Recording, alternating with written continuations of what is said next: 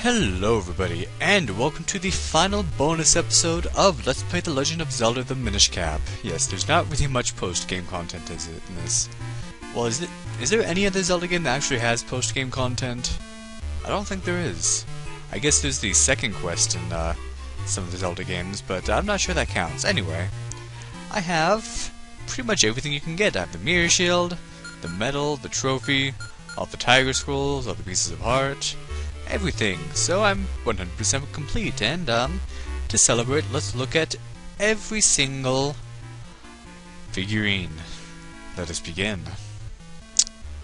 Capless Link, a young boy who lives in Hyrule. He's close friends with Princess Zelda. Etzlo and Link, a young boy on a quest with Etzlo to restore the Four Sword. Princess Zelda, a bright and cheery princess from Hyrule's royal family. She loves to sneak out of the castle to visit her good friend Link. Aww. Etzlo, Cap, a strange creature that looks, at first, like a cap. He speaks roughly and treats Link like a child, but he actually really likes Link. Sorcerer Vati. When the young Minish donned Etzlo's magic cap, he took this evil form. Now he searches for the light force in his quest to become all-powerful. King Daltus, the king of Hyrule, reported to have been a fine swordsman. He appeared in the Picori Festival tournament as a youth and fought to a draw with Smith. That's cool. I love that this has a little bit of background there. Minister Potho, the supporting pillar of Hyrule. He is also in charge of Princess Zelda's education, so when she goes missing, he gets frustrated. Smith, the finest swordsmith in Hyrule. As a young man, he was a great swordsman. He and King Daltus are friends and enjoyed a pleasant rivalry as youths. Mayor Hagen, mayor of the town of Hyrule. Wait, what? The town of Hyrule? Oh, whatever. He is a collector of masks. He's built a shelter into his garden just in case monsters ever attack Hyrule. Oh, so that explains that little thing by his house. Marcy, second in command at Hyrule's post office. She's mellow, laid back, and entirely unlike the high-strung, easily excitable Stamp. She kind of reminds me of that storage shop girl in Skyward Sword. Stamp, busy, hard-working postal employee. Although he can be a touch edgy, the stamp he uses is his own personal one, so please don't borrow it. Thanks. Rem, the proprietor of Rem's shoe store. Using his secret technique, he makes shoes in his sleep. Princess Zelda is his single biggest source of income. I wonder if the fact that his name is Rem is sort of a joke by the fact he sleeps a lot. Alright, anyway. Dr. Left, a gruff-talking academic type who is obsessed with studying the Picori. He doesn't seem to be aware that there is a Minish living in his own house. How ironic. Karlov, a sculptor of finely crafted figurines. Many consider him the best sculptor in all of Hyrule. He enjoys collecting mysterious shells. I love it because this is the description from his own figurine which he created, so he's the one who put the description on there. Borlov, owner of the chess minigame shop. Karlov's younger brother. He detests gambling, but he has made the biggest gamble of all, entrepreneurship. Go capitalism. Stockwell, the handy neighborhood gear seller, also called Stockwell the Well-Stocked. He complains that he's been too busy lately to see his dog Borkin. Well then, bring him to work with you. Don't leave that dog in that cabin alone by itself. It just, Sorry, I thought I'd gotten over that. Simon. His mysterious dungeon simulation game is very popular in Hyrule. It gives players the illusion of fighting real monsters in real dungeons. I wonder if he's modeled after the mask salesman in Majora's Mask. He kind of has the look with the bag and the way he's kneeling like that. Oh well. Gorman. He wants to rent out his house in town, but he's too overbearing to attract a tenant. He doesn't even seem to realize what the problem is. Anju, This young woman tends to her cuckoos in Hyrule Town. If you help her gather her loose cuckoos, she'll give you a reward. Oh yeah, she gave us a piece of heart. That was pretty cool. Bracco. Hyrule's vegetable vendor. He sells fine produce. He also argues constantly with fruit vendor Pina over the health benefits of vegetables. And Pina. Hyrule's fruit vendor. She hates vegetables, so she won't even sell tomatoes, even though they are technically our fruits. Freak. Oh, that's too fun. I love that little humor they add in there. Beetle. Though he is an adult, he is very good at finding Picolite made by the Minish. He is very, very convincing about their healthful properties. Well, they do work, so I'll give him that, but only for like 10 seconds. Postman. Doesn't even have a name, he's just Postman. A very serious mail delivery man. He continues to make every delivery right on time every day, even if he has to jump over you to do it. Krenel Hermit. A hermit who lives on Mount Krenel. He has lots of kinstone pieces. He brags that he won the Festival tournament when he was younger. Monster Lady. A weird old lady living in Percy's house without his permission. She doesn't want you to turn on the lights because she's actually a freaking moblin. That's what she is. Dempe. Or with that TLD, is it Dempe? I don't know. The gravedigger at the cemetery. Says he has the power to speak with the dead. If he uses kinstones he digs up with the local ghosts. Hey, we've done that too. Gustav, Royal Spirit. The spirit of an ancient king of Hyrule who wishes to secure peace in his land from beyond the grave. He was very fond of the people of the Wind Tribe. That is one dedicated king, I'll tell you what, we need people like that. Syrup. A wizard who lives in the Minish Woods. She sells magic items with odd powers. She's looking for an apprentice to whom she could teach her mystic spells. And that's where Maple will come in eventually. Great Butterfly Fairy. The Great Butterfly Fairy of Mount Krenel. She provides you with a larger wallet, which allowing you to carry more rupees with you. Great Mayfly Fairy. The Great Mayfly Fairy of Mount Krenel. She provides you with a larger bomb bag, allowing you to carry more bombs with you. Great Dragonfly Fairy. The Great Dragonfly Fairy of Mount Krenel. She gives you a larger quiver, allowing you to carry more arrows with you.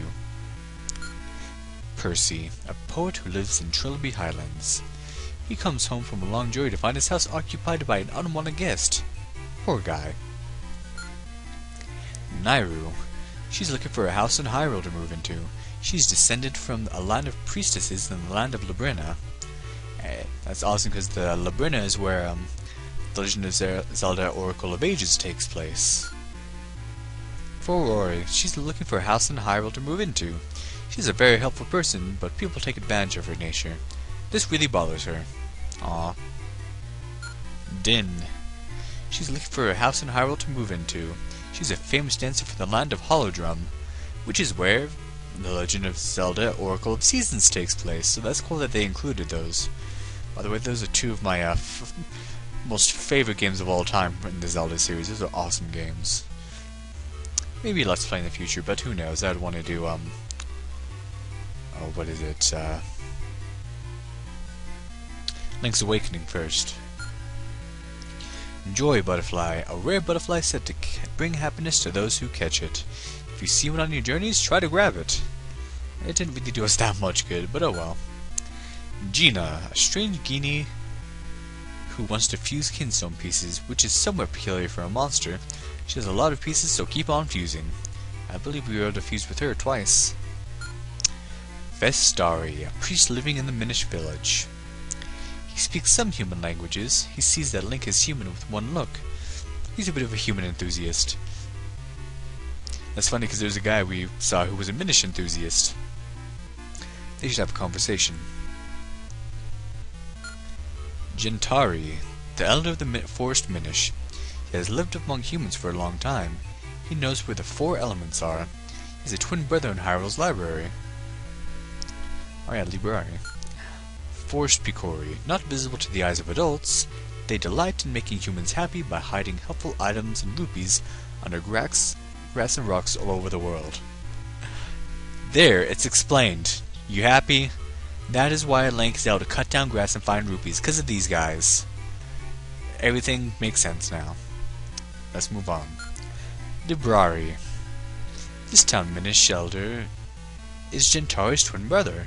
Those large wings that he's so proud of are trophies from a duel with a chicken as a young Minish. Okay. Town Picori. These Minish like humans so much that they moved from the Minish village into Hyrule itself. But they try to make humans happy, but it sometimes backfires. Well, darn. Melari. He lives with his 7 apprentices in Mount Crenel, which contains all the mineral riches they will ever need. He seems gruff, but he's trustworthy. Mountain Picori. These 7 students follow Melari from Minish Village to Mount Crenel. Their song is actually a sign that they are full-fledged mountain Minish now. Goron. These rock and iron eaters once lived on Mount Crenel in western Hyrule. Now their numbers are few and they live quietly in a cave. Oh, that's why we didn't see too many of them. Minish Vati. Before he became a sorcerer, he was a simple Minish. He had always been entranced by the evil that lies in the hearts of men. It's too bad he became all evil himself. Vassals. These vassals serve the king of Hyrule. They are loyal and diligent. Like the king himself, they are courteous yet frank. Library. The Royal Hyrule Library. Although the library is well loved, many forget to return their books, causing no end of trouble for the librarians. Blade Brothers. All of these self-trained swordsmen have won the fighting tournament at the Picori Festival before. They see great potential in Link. That's why every single one of them says they're the greatest swordsman in Hyrule, because each one of them has won the tournament at least once. Moving on, Wheaton and Pita. This couple bakes bread in Hyrule. Their tasty pastries hold a secret. If you're extra lucky, there will be a helpful item hidden inside. Yeah, if you buy a piece of bread, you'll get a kinstone piece, but not worth it. Fun Day School. This is where all the children of Hyrule learn. Link and Princess Zelda studied here too. The 2 teachers are twins named Tina and Dina. Mama's Cafe.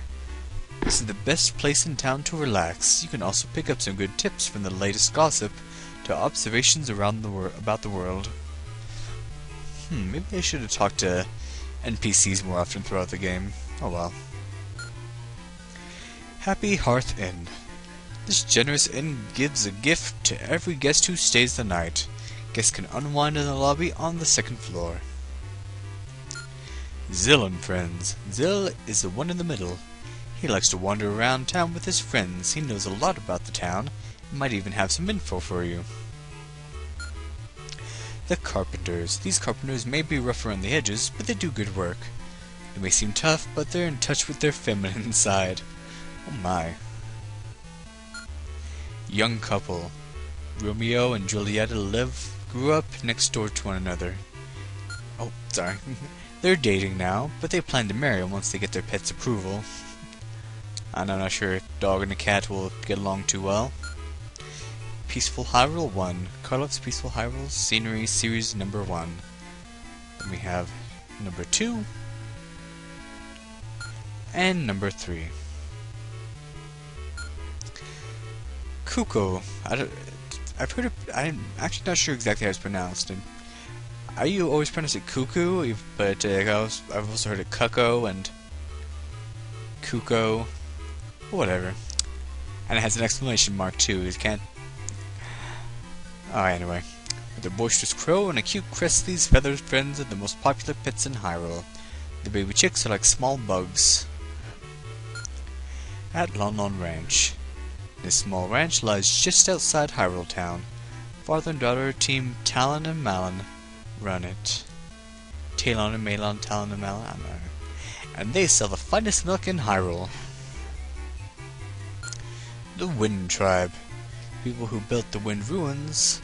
They now live above the clouds, suspended by their own magic ability to control the wind. Pretty cool. They had to move that freaking wind element, making us go through the toughest dungeon in the game. Anyway, Gregor and the Ghost, an old man plagued by an evil spirit. Going to his aid will bring you benefit in the end, so if you meet him, you must find a way to help him. Yep, we did that alright. Tingle's sibling is ? Older Tingle, green, and his twin younger brothers, Ankle, purple, and Knuckle, blue. They believe fusing kinstones will help them meet fairies. And then there's Dave Jr., who, on the right, who just sort of hangs out with them. That's why there's the ? there. Eenie and Meanie. The Hyrulean vegetables grown in their fields are exquisitely delicious. Apparently, Brocco sells the best of their crops. Goron Merchant. This Goron appears when you successfully fuse certain kinstone pieces. He will sell you expensive but rare kinstone pieces. Why is he holding his hat up like he just got from a treasure chest? Na na na na. I don't know. It's a hat. Spookter and Spectre. Goes from the Royal Valley. The one in the blue cap is Spookter, and the one in the red cap is Spectre. Spookter tries to be scary, but he's just not. Slugula. Now we get into the enemies. Appears in Minish dungeons. They drop from the ceiling unexpectedly. They are slow, so take your time and defeat them one by one. Scissors Beetle. Appear in Minish roads and dungeons. These monsters have sharp mandibles. Hit them when they shoot these away. Avoid their attacks to get in close. Moldworm. We only saw like 1 or 2 of these throughout the whole game. Appear in Minish roads and dungeons. They come out of the ground when they sense prey. If you get swallowed, you'll take damage and get all dirty. Spiked Beetle. Appears in dungeons covered in hard spiny shells. Few attacks work on them, you have to flip them over to hurt them. Igor Statue. Appears in Castor Wilds. They move when you put an arrow in their eye. No other attacks work. You can always just let them pass. Business Scrub. Appears in caves, etc. Normally stay underground. They'll pop out and spit seeds at you. But if you get to know them, they're not that bad. Armos. Appears in Wind Ruins. Built by the Minish for the Wind Tribe long ago. They look like stone statues, but if you get too close, they move. Oh, they're built by the Minish. That explains why they have the little tiny switch inside them. I thought that was just convenient for us, but no, it's for the Minish that built them. Keese. Appears in various areas. These bats live in dungeons and caves. Their movement is unpredictable, so use ranged weapons from a safe distance. Keaton. Appears in various areas. This thieving fox preys upon travelers and merchants. He may not be strong, but he will attack very quickly, so be careful. Doesn't mention that they also knock rupees out of your pocket. Guinea. Appears in the Royal Valley, Dark Hyrule Castle, etc. These dark beasties are attracted to light, and if they attack you, they may suck your life away. They wrap their freaking tongues around you. Ugh. Gibdo. Appears in the Palace of Winds. These mummies keep coming at you when you attack. It's better to fight from a distance if you want to avoid damage, or just light them on fire. Rollabite. Appears in various areas. His hard shell protects him from swords, but once he rolls into a ball, you can use Gust Jar to draw him in. Spark. Appears in dungeons. They cling to walls and move quickly. Normal attacks may not work, but the boomerang is pretty effective. And they give out fairies too, so I like these guys. Dark Nut. Appears in Dark Hyrule Castle. These armor-clad soldiers are tough. Use your shield and roll attack to find an opening in his defenses. Or your Pegasus boots. Red Dark Nut. Appears in Dark Hyrule Castle. These Dark Nut commanders are strong, but if you relax and find an opening, you can still defeat them. Chaser. Appears in dungeons. They move quickly to chase you once they spot you. If you attack, they'll stop. Use that to your advantage. Rock Choo-Choo. Appears in various areas. These tough choo-choos have rocky heads. It'll be hard to damage them until you can knock that rock off. Moldorm. Appears in various areas. These guys move quickly and randomly. Trap them in a corner and take them out quickly. door mimic. Appears in the Royal Valley and Dark Hyrule Castle. They look like doors, but they're really traps. If you get too close to one, it will fall down on you. Peahat. Appears on Mount Crenel, etc. These strange beasts hover on propeller-like leaves. You can pull them out of the sky with your gust jar. Helmosaur. Appears in various areas. Their fronts are protected with metal masks, but their backsides aren't. Pop off that mask for an easy battle. Wallmaster, these guys. Appears in dungeons. If these guys grab you, they'll send you back to the start of the dungeon. Dodge them as they fall, then attack. Floor Masters. Appears in dungeons. If these guys grab you, they'll send you back to the start of the dungeon. Watch out when he attacks with others. Acro Bandits. Appears in the Eastern Hills, etc. 5 of them pop out at once. If you smack each one as they pop out of the ground, they're a piece of cake. Babam. Appears in dungeons. They often gather in groups to narrow areas. Once activated, they go a little crazy. Take them out with arrows. Bombarossa. Appears in dungeons. They float in the air and explode when touched. Walk carefully and you may escape unhurt. ... Like. Appears in caves, dungeons, etc. Don't let them grab you. They'll eat your shield if they hold you long enough. Swing your sword to escape. Luckily that didn't happen to me in this game. Whew. Wasn't so lucky with these guys. Appears in caves, dungeons, etc. This rupee-like has a rupee dangling from its headstock. This clever lure attracts greedy and delicious heroes. Rope. Appears in various areas. They'll come straight for you if they spot you. Just swing your sword when they charge at you. Boulder. Yes, even the boulders have their own figurine. Appears on Mount Crenel, etc. These huge boulders come crashing down from cliff walls. They fall in a random pattern, so watch your step. Ball and Chain Soldier. One of my least favorite enemies in the whole freaking game. Appears in the Palace of Winds and Dark Hyrule Castle. They're not fast, but that iron ball is a bruiser. Try to hit them after they swing the ball. Spiny Beetle. Appears in various areas. They hide under common rocks and grass. Be careful because they can pop out when you least expect it. Spear Moblin. Appears in Minish woods, etc.